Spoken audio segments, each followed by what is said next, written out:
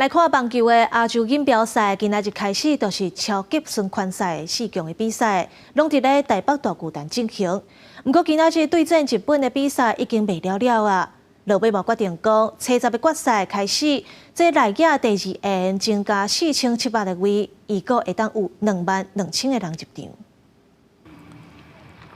台湾、韩国、日本、菲律宾棒球亚锦赛4强出列，初8开始超级循环赛，中华队场次比较开幕战1.7万座位，内野票价1000，外野800，非中华队场次无开放外野、内野全票600。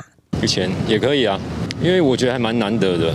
中华队3战全胜，下组第1位台中洲际登到开幕战的台北大巨蛋头一铺卡优先买票，每场限量3000张。初7赛季10点开始卖，初8台2战、初9台会战全拢卖了，剩14000张门票。12点开始卖，台2赛无到3分钟卖完。对菲律宾只剩蓝山的位置，会在电视上看，对，买不到票。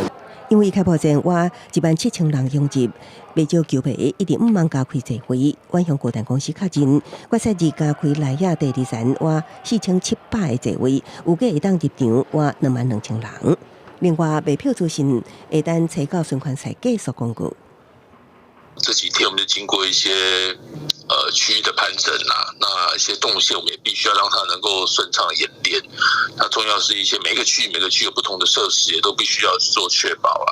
我们当然高兴，远雄哥是否能够同意，必须要增加一些场务人员啊，包括进场秩序，然后散场的秩序。远雄表示，大巨蛋人数一直突破，身为场地方也有压力。那休兵日即天，准备加开副座位，确认变数，都连中华电信也来测信号，希望决赛日入场民众会当满意观赛品质。记者综合报道。